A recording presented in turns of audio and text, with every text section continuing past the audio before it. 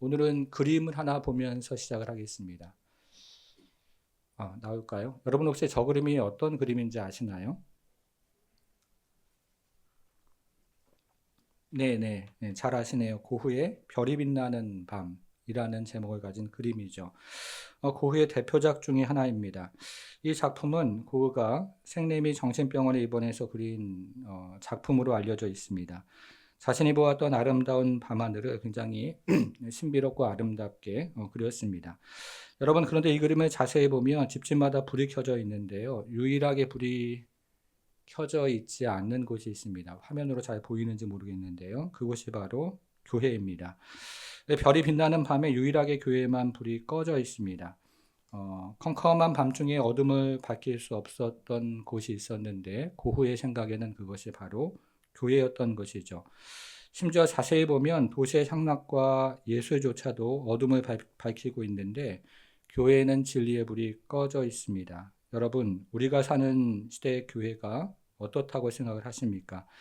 삶도 그만하면 괜찮고 먹고 사는 문제도 크게 문제가 없어 보이고 또 부족함이 크게 없어 보이는데요. 그리고 교회 형태와 구조도 갖추고 있는데 정작 영혼의 불이 꺼져 있는 것이 교회가 아닌가 하는 생각을 오늘날에도 해보게 됩니다. 오늘날 교회 가운데 십자가도 있고 간판도 있는데 성령의 생기를 잃어버린 곳이 오늘날 교회가 아닌가 하는 질문을 저 그림을 통해서 다시 한번 일깨워 줍니다. 그래서 오늘부터 우리가 시작하는 예배를 통해서 성령께서 우리 영혼 가운데 빛과 생기를 부어주시는 그런 은혜들을 간구하려고 합니다. 그 첫 번째 본문이 스가랴서인데요. 오늘 본문은 두 가지 주제를 가지고 생각을 해보겠습니다.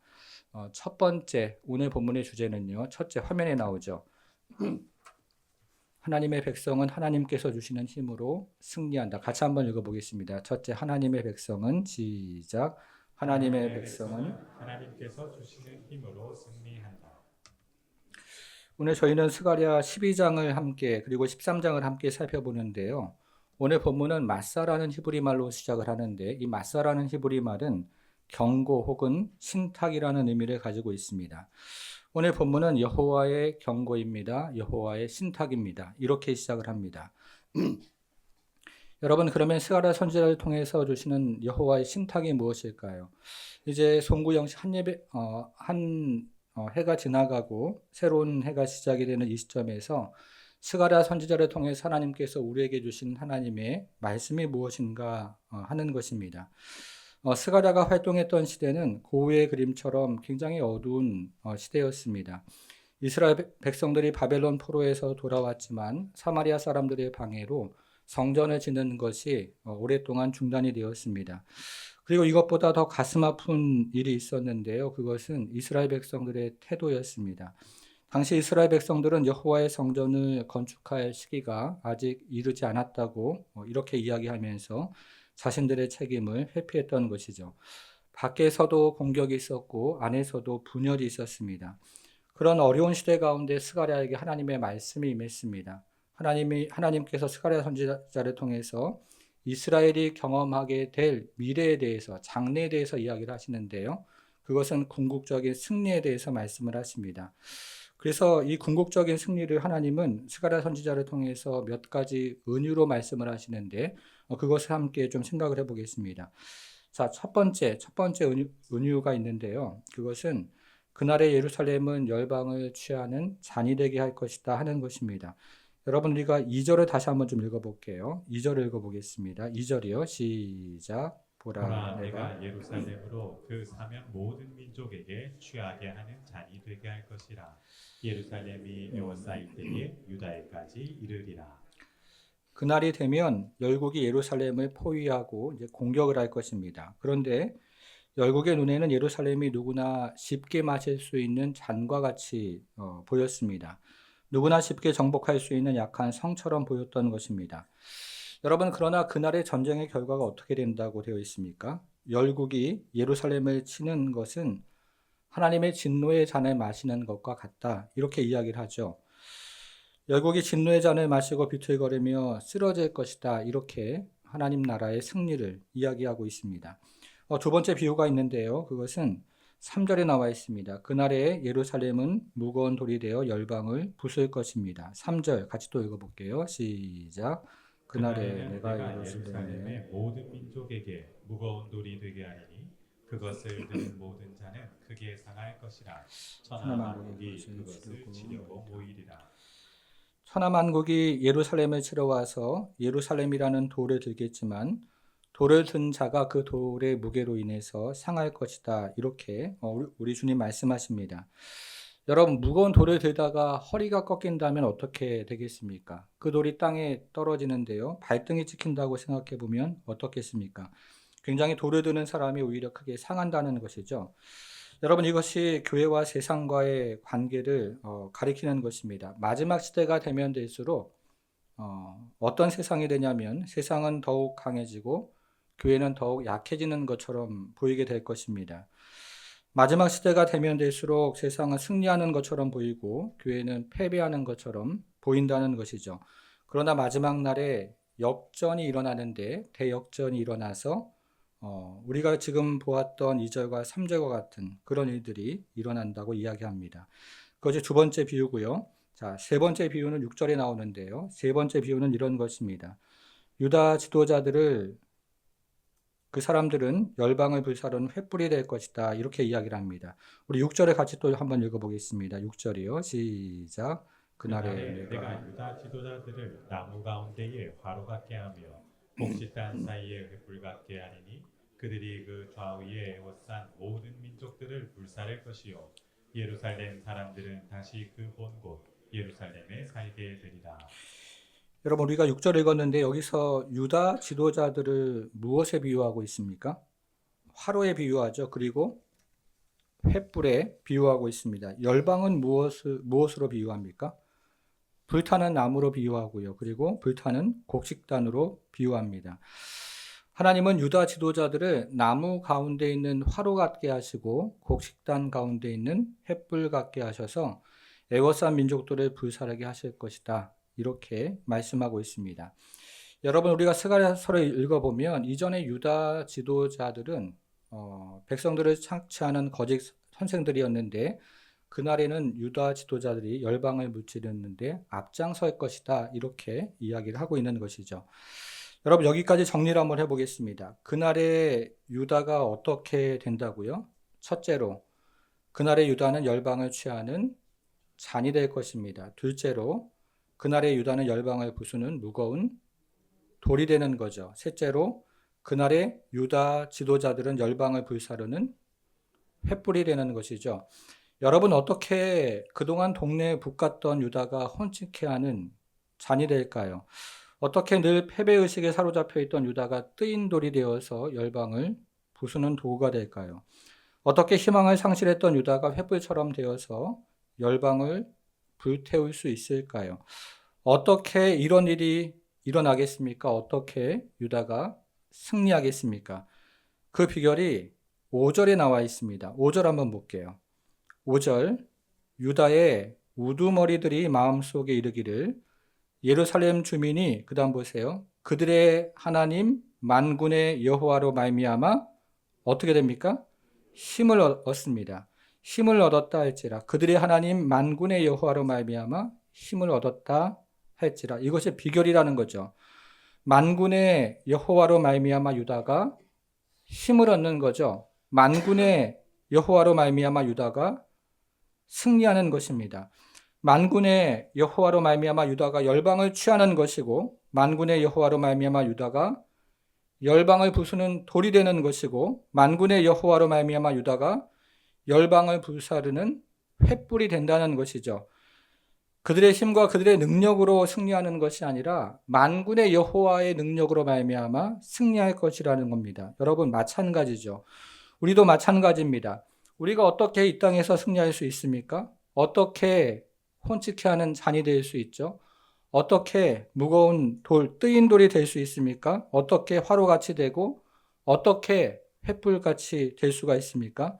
우리 힘으로 되지 않죠. 그러나 여호와께서 주시는 힘으로 가능하다는 것이죠. 우리 자신의 힘과 지혜로 승리하지 못하지만 여호와 하나님께서 주시는 힘과 능력으로 우리는 이 땅을 승리하며 살아갈 수 있다는 것입니다. 사랑하는 여러분, 이제 2025년 한 해가 지나가고 26년 새해가 밝아오는데요. 이 새해에 우리는 누구의 힘으로 승리할 수 있겠습니까? 우리는 누구의 능력으로 이길 수 있을까요? 만군의 여호와로 말미암아 힘을 얻을 것입니다. 만군의 여호와로 말미암아 승리할 것입니다. 그런 새해가 되기를 주님의 이름으로 축복합니다. 이것이 첫 번째 메시지입니다. 두 번째로 한번 보겠습니다. 두 번째 메시지가 있는데요. 하나님의 백성은 성령의 능력을 회복합니다. 같이 좀 읽어볼게요. 둘째, 하나님의 시작. 하나님의 백성은 성령의 능력으로 회복한다. 성도 여러분, 그날이 되면 하나님의 백성은 하나님께서 주시는 능력으로 승리를 경험할 것입니다. 동시에 그날에 하나님의 백성은 하나님께서 부어주시는 성령의 능력으로 회복을 경험할 것입니다. 하나님 부어주시는 성령의 능력으로 갱신을 경험하고 부흥을 경험하고 영적인 각성을 경험할 것입니다. 여러분 믿으십니까? 여러분, 이 부흥과 갱신을 위해서 하나님 백성들 사이에 일어나는 일들이 있어요. 그 일들을 또 몇 가지로 우리에게 알려주는데, 첫째로 가장 두드러지게 일어나는 일은 회개하는 것입니다. 우리 10절을 같이 한번 볼게요. 10절 같이 읽겠습니다. 시작. 내가 다윗의 집과 예루살렘 주민에게 은총과 강구하는 심령을 부어주리니 그들이 그 찌른 바 그를 바라보고 그를 위하여 애통하기를 독자를 위하여 애통하듯 하며 그를 위하여 통곡하기를 장자를 위하여 통곡하듯 하리로다. 무슨 말이에요? 그날에 하나님의 백성들 사이에 두드러지게 나타나는 것이 있는데 그것이 회개라는 것이죠. 여러분, 회개가 무엇입니까? 오늘 한국교회에서 가르치는 회개가 있습니다. 공식적으로 이것이 회개다 이렇게 가르치는 것은 아니지만 오늘 한국교회가 일반적으로 회개라고 부르는 것이 있습니다. 그것은 우리가 입술을 벌려 주님께 이런 죄를 지었습니다. 저런 죄를 지었습니다. 라고 고백하는 것이죠. 그리고 주일에 대표 기도자가 공동체 죄를 고백할 때 아멘으로 화답하면서 그 회개에 동참하는 것이 오늘날 우리가 일반적으로 이야기하는 회개입니다. 여러분, 그런데 여기서 말하는 회개를 한번 보세요. 여기서 말하는 회개는 그런 정도의 회개를 이야기하는 게 아니죠. 통곡처럼 일어나는 회개, 애통함이 그 안에서 일어나는 회개. 어느 정도로요? 장자가 죽었을 때 애통하는 그 통곡처럼 일어나는 회개가 그날에 일어날 것이라고 이야기합니다. 부모가 죽었을 때 애통하는 그런 정도의 회개가 아니고 독자가 죽었을 때, 장자가 죽었을 때 그 안에서 애통함이 일어나는 그런 통곡 안에서 불러일으켜지는 그런 회개가 일어날 것이라고 이야기합니다. 여러분, 그것이 단지 예루살렘에서만 진행되는 것이 아니고 우리 12절을 한번 보겠습니다. 12절 보니까요. 온 땅 각 족속이 따로 뭐라고 되어 있죠? 애통하며 회개한다는 거죠. 온 땅에서 강한 회개 역사가 일어난다는 것입니다. 여러분, 오늘날 세계 곳곳에서 이런 회개의 역사가 있어요. 우리나라에도 그런 회개의 역사가 있었죠. 사랑하는 여러분, 여러분들은 정말 이런 회개를 경험해 본 적이 있습니까? 그냥 우리가 입술을 열어서 이것 잘못했습니다, 저것 잘못했습니다 정도의 회개가 아니라 이런 회개, 남의 물건 훔친 죄, 하나 되지 못한 죄, 간음한 죄 하나씩 고백하며 용서를 구하는 것 회개죠. 그것이 우리에게 필요합니다. 그러나 더 근본적인 것을 오늘 본문은 우리에게 알려주고 있는데요. 오늘 본문 우리가 읽은 10절이죠. 10절에 보니까 이렇게 이야기합니다. 그 찌른 자를 바라보면서 회개한다고 되어 있죠. 맞습니까? 그 찌른 자가 누구일까요?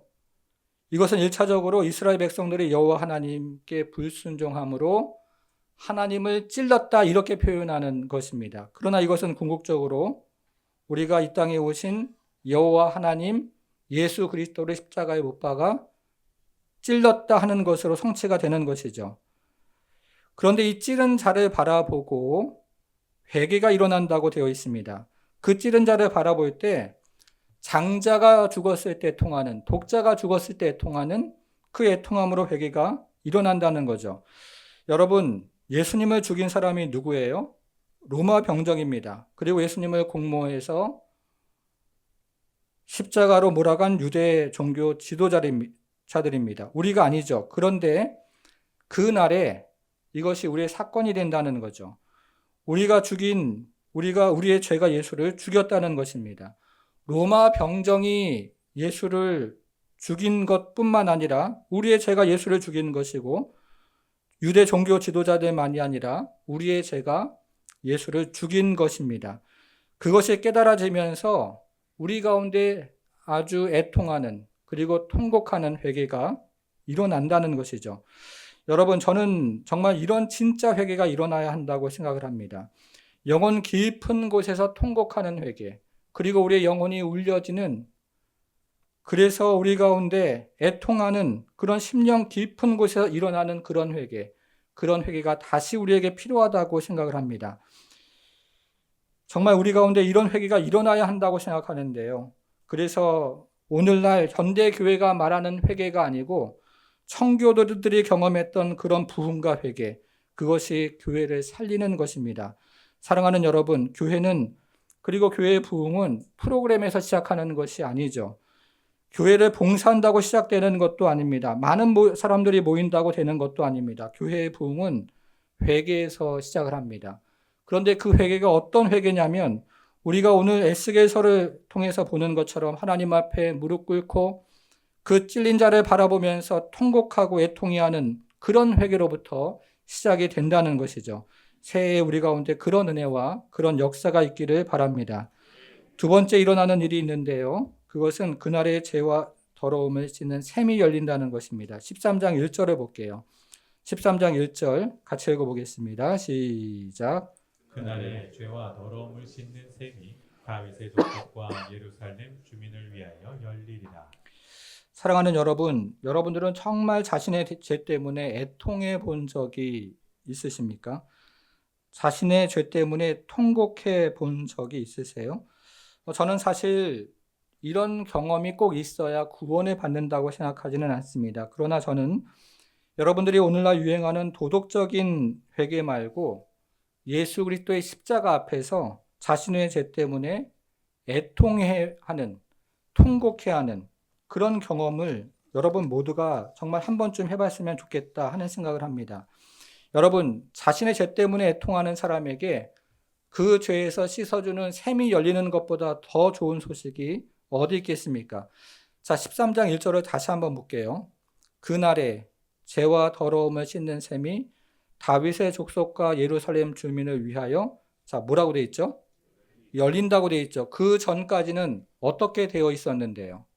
닫혀 있었는데 그날에 그것이 열린다는 것입니다. 사랑하는 여러분, 이 샘이 정말 열려야 하는 것이죠.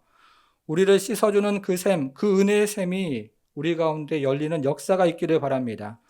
우리 심령에 이 샘이 열리는 역사가 있고 우리의 영혼 가운데, 가정 가운데, 그리고 교회 가운데 정말 이 샘이 열려서 우리를 정결케 하는 그런 은혜가 우리 모두에게 있기를 주님의 이름으로 축복합니다. 자, 세 번째 한번 가보겠습니다. 그날에 우상에서 돌이키는 역사가 있을 것입니다. 2절을 한번 볼게요. 2절 같이 읽겠습니다. 시작. 만군의 여호와가 말하노라. 그날에 내가 우상의 이름을 이 땅에서 끊어서 기억도 되지 못하게 할 것이며 거짓 선지자와 더러운 귀신을 이 땅에서 떠나게 할 것이라. 여러분, 당시 이스라엘 백성들이 안고 있었던 심각한 문제가 무엇이었을까요? 우리 시대가 안고 있는 심각한 문제가 무엇입니까? 우상이죠. 그런데 그날의 우상이 이 땅에서 끊어질 것이라고 스가랴 선지자가 예언을 합니다. 우상이 이 땅에서 끊어지고 거짓 선지자들과 더러운 영이 함께 제거될 것이라고 이야기합니다. 이것은 단순히 우상만이 끊어지는 것이 아니라 우리 마음 가운데 있는 가장 더러운 것까지, 그리고 가장 깊이 있는 것까지 제거된다는 의미입니다. 여러분, 우리는 지금 눈에 보이는 그런 우상을 섬기는 시대를 살아가고 있지는 않습니다. 우리 시대의 우상은 리차드 포스트가 말하는 것처럼 돈과 성과 권력과 같은 육신적인 것들입니다. 그런데 이것을 먼저 말한 철학자가 있는데요. 그 사람은 니체였습니다. 니체는 앞으로 하나님 대신에 돈이 그 자리를 차지할 것이라고 이야기했습니다. 그 사람이 19세기에 그런 말을 했으니까요. 그것이 참 놀라운 것이죠. 그런데 그것보다 앞서 이것을 먼저 이야기한 분이 계시는데 그분이 바로 예수님이시죠. 예수님은 세격보다 탐욕을 조심하라고 경고를 하셨는데요. 왜냐하면 간통죄를 짓는 사람들은 자신이 간통죄를 짓고 있다는 사실을 아는데, 탐욕을 저지르는 사람들은 자신이 탐욕을 저지르고 있다는 사실을 생각하지 않고 있기 때문에 그렇습니다. 여러분, 그런데 우리 시대의 이런 우상 숭배에 대해서 정말 통찰력을 가지고 이야기했던 팀 켈러 목사는 이 시대가 우상을 세 가지 방식으로 섬긴다고 말을 했습니다. 첫째는 우상을 사랑하는 것이고요. 둘째는 우상을 신뢰하는 것이고, 셋째는 우상을 섬기는 것입니다. 첫 번째 단계는 돈을 사랑하는 것인데, 재산을 늘리는 방법을 머릿속으로 상상하면서 그 꿈속에 빠져 살아가는 것입니다. 두 번째 단계는 돈을 신뢰하는 것인데요. 돈이 많아야 인생이 안전하다고 믿는 것입니다. 세 번째 단계는 돈에게 순종하는 것인데요. 처음에는 돈을 사랑하고 그 다음에는 신뢰하다가 마침내 돈을 섬기게 되는 것이죠. 그래서 우리 주님은 우리에게 우상 숭배 길에서 나오라 말씀하십니다. 그리고 주님의 길을 걸어가라 말씀하시죠. 물론 넘어질 때도 있고 실패할 때도 있지만 주님의 길을 걸어가라 단호하게 말씀하십니다. 여러분, 그날에 일어나는 일들이 무엇입니까? 그날에 어떤 일이 일어나죠? 정리를 또 한번 해보겠습니다. 그날에 첫째로 회개가 일어납니다. 애통하며 통곡하는 회개가 일어날 것입니다. 둘째로 그날에 정결케 하는 샘이 열릴 것입니다. 닫혀있던 샘이 열리는 것이죠. 그리고 셋째로 그날에 우상에서 돌이키는 역사가 일어나는 거죠. 그날에 모든 죄의 근원에서 끊어지는 역사, 모든 죄의 뿌리에서 분리되는 역사가 일어나는 것입니다. 여러분, 어떻게 이런 일이 가능할까요? 우리 또 한 절을 한번 보겠습니다. 이번에 10절을 볼 텐데요. 우리 10절을 다시 한번 보겠습니다. 10절이요. 내가 다윗의 집과 예루살렘 주민에게, 그 다음 보세요. 은총과 간구하는 심령을 부어주리니, 거기 표시를 한번 해보겠습니다. 은총과 간구하는 심령을 부어주리니, 은총과 간구하는 심령을 부어주실 때 그런 일들이 일어난다는 거죠.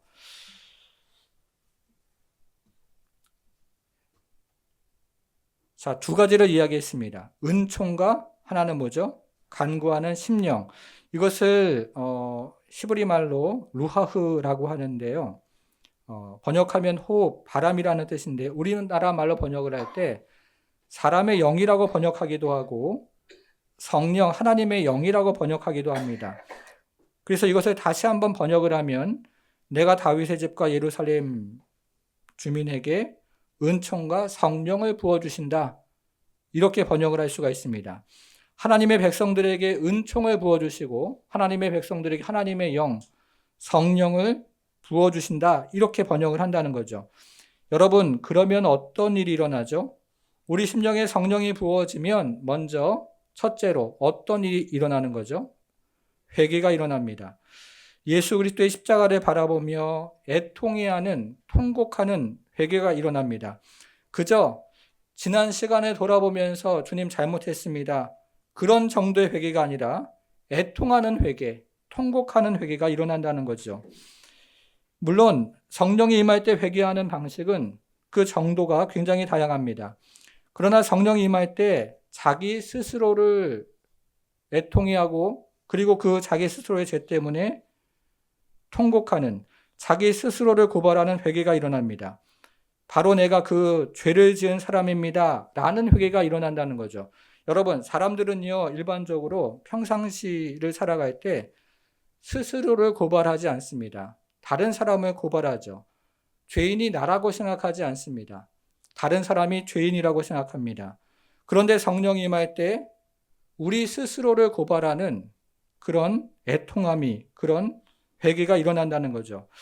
여러분, 그런데 오늘날 한국교회에서 이런 회심의 과정 없이 목사가 되고 장로가 되고 권사가 되면서 우리는 정말 진정한 회심을 잃어가는, 진정한 회심이 얼마나 드물가 하는 것을 보여주는 그런 시대를 지금 살아가고 있습니다. 우리가 선교 수련회를 하는 이유도 바로 여기에 있는 것이죠. 사랑하는 여러분, 성령이 오시면 회개가 일어나요. 그리고 성령이 오시면 우리 심령에 정결케 되어지는 은혜를 경험하는 것입니다. 그리고 성령이 오시면 우상에서 돌이키는 역사가 일어나는 거죠. 성령이 오시면 회개가 일어나고, 성령이 오시면 정결케 되는 은혜를 경험하고, 또 성령이 오시면 우상에서 돌이키는 그런 역사를 경험할 것입니다. 사랑하는 여러분, 이런 은혜가 이제 올 한 해 지나가고 2026년도에 우리 모두에게 임하기를 축복합니다. 이런 은혜가 이 자리에서 지금 경험되어지는 은혜가 되기를 주님의 이름으로 축복합니다. 내 심령에 은총과 성령을 하나님께서 부어주시고, 내 영혼의 은총과 성령을 부어주시고, 내 육체의 은총과 성령을 부어달라고 우리가 함께 기도하기를 원합니다. 여러분, 두 가지를 기억하시는 건데요. 하나는 은총이라는 단어, 그리고 하나는 성령이라는 단어입니다. 우리가 2026년도를 살아가면서 잊어버릴 때마다 아침에 가장 먼저 일어나서 기도할 때, 입을 열어서 기도할 때 다른 것보다 하나님 아버지 오늘 하루 은총을 부어 주옵소서. 하나님 오늘 하루 성령을 부어 주옵소서. 그래서 오늘 하루 은총과 성령이 내 심령 가운데 가득 부어져서 그 은혜로 살아가게 하여 주옵소서. 우리 가정에 은총을 부어 주시고 우리 가정에 성령을 부어 주옵소서. 우리 자녀들에게 하나님의 은총과 그리고 성령의 기름 부으심을 부어 주옵소서. 우리 교회에게도 하나님의 은총과 성령의 능력을 부어 주옵소서. 이 땅에 주님, 연약하고 그리고 죄악된 이 땅마다 하나님의 은혜와 성령을 부어 주옵소서. 그래서 정결케 되는 은혜가 우리 가운데 일어나게 하여 주옵소서. 이 땅에 다시 한번 회복과 갱신과 부흥을 허락하여 주옵소서. 이런 기도가 날마다 이어질 때 우리 주님께서 주시는 그 은총을 가지고 한 해를 마무리하고 새해를 맞이하는 여러분 모두가 되기를 주님의 이름으로 축복합니다. 사랑하는 여러분, 이제 한 해를 맞이하며 이 시간 주 앞에 기도하며 나아가기 원합니다. 하나님의 백성은 하나님의 힘으로 여호와로 말미암아 힘을 얻게 된다고 했습니다. 우리가 인생을 살아가다가 지치고 넘어지고 쓰러지지만 그러나 하나님께서 우리에게 함께 하시면 우리는 힘을 얻고 또 힘을 얻습니다. 우리의 지혜와 우리의 능력으로 살아가는 것이 우리 인생이 아니라 하나님께서 함께 하심으로 힘을 얻는 것이 우리 인생이라고 했습니다. 이 시간 올 한 해 여호와 하나님으로 말미암아 힘을 얻게 하옵소서 하는 기도 제목 가지고 기도하기 원합니다. 더불어서 성령의 은혜와 능력을 우리에게 부어 주옵소서 하는 기도 제목 가지고 기도하기 원합니다. 이성으로 그리고 우리의 생각으로 되지 않던데 성령이 오시니까 이해가 되고 성령이 오시니까 성경이 믿어지더라고요.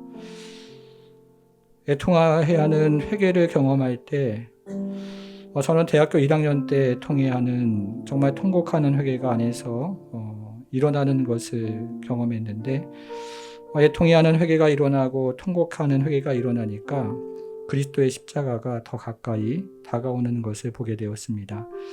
사랑하는 여러분, 이런 회개가 있다는 것을 아셔야 합니다.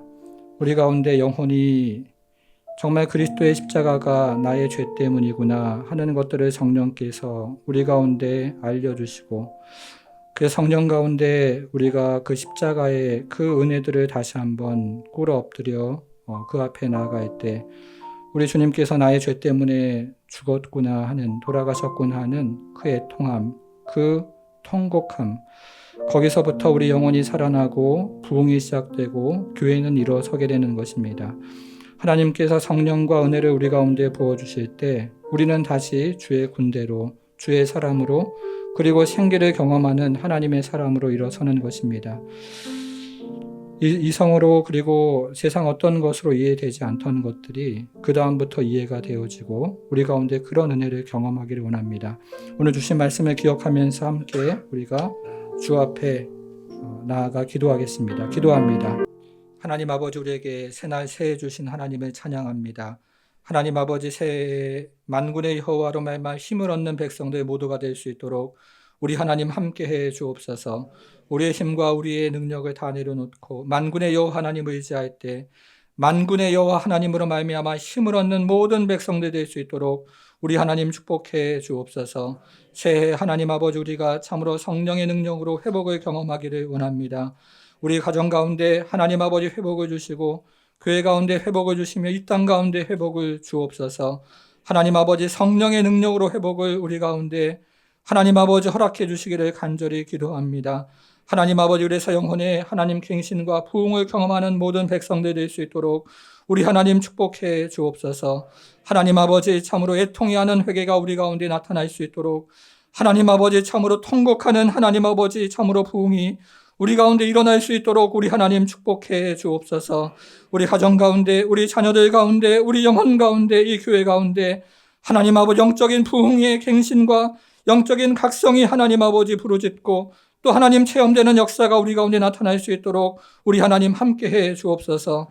하나님 아버지 신년 새벽 기도 가운데 그런 은혜가 있도록 주여 역사하여 주시고 신년 부흥회와 하나님 아버지 또 우리 자녀들 수련회 가운데 그런 역사를 하나님 아버지 우리가 목도할 수 있도록 우리 하나님 축복해 주옵소서.